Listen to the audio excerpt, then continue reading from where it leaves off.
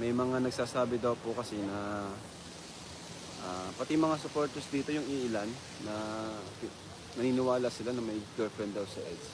Eh ako naman, syempre kung may girlfriend, ay titigil po natin, di ba?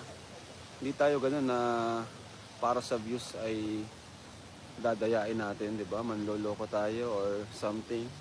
Pag may girlfriend, ano natin po, titigil po natin. Kasi respeto din naman po yun.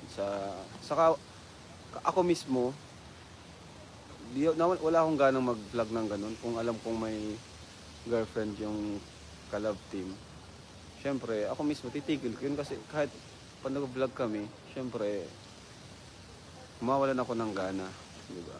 Unlike pag yung parehas sila single, di ba? Walang ibang natatapakan. Parang ganun. Walang nasasaktan. Kaya kung may girlfriend man po, ako mismo po ang titigil niyan, no? Kaya wag po kayo mag-alala.